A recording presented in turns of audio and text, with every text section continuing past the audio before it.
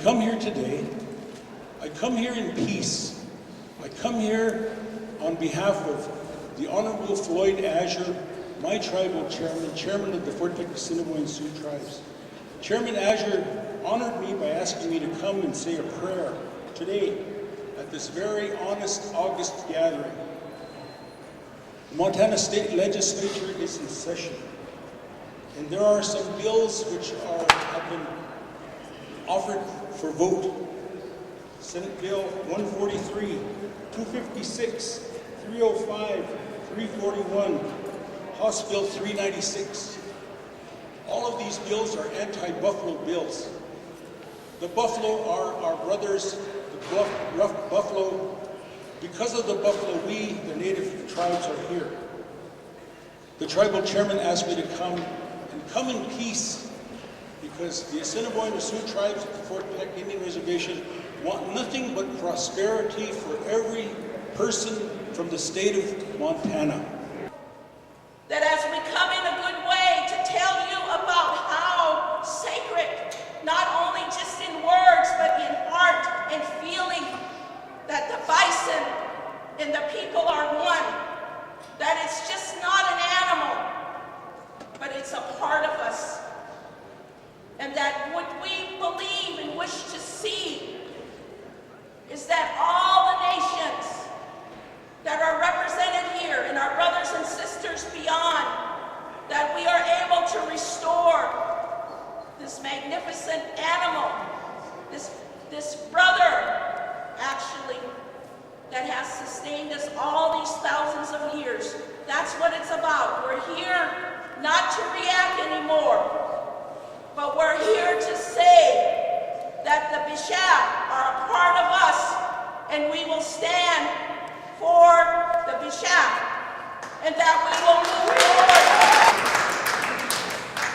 We will move forward in a good way.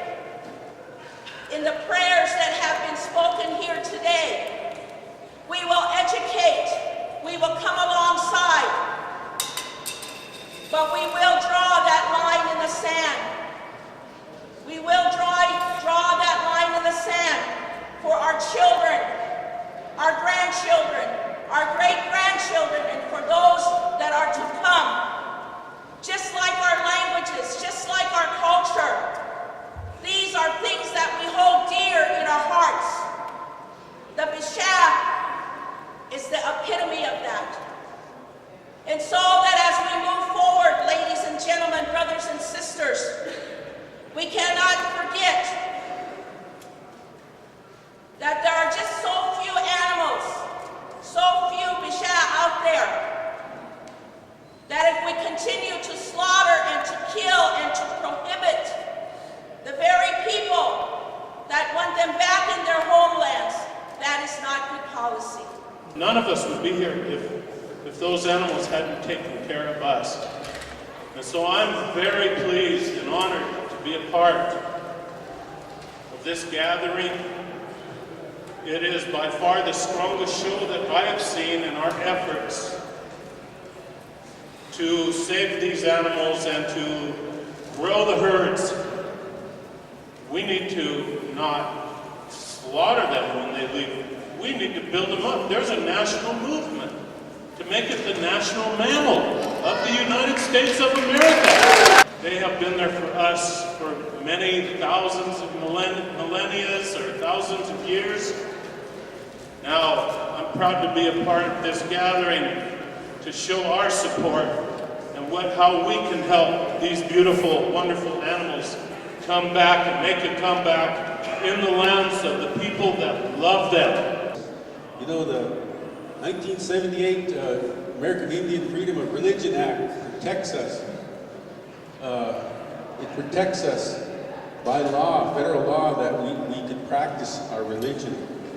And so that protects us, and it should, I believe this is unconstitutional, these bills that are coming up, because it goes against my religious beliefs.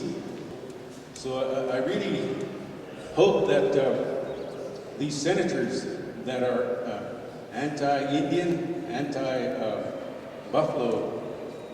consider that, you know, this is unconstitutional. Maybe it's a hate crime, maybe it's racism, I don't know, you tell yourself what it is.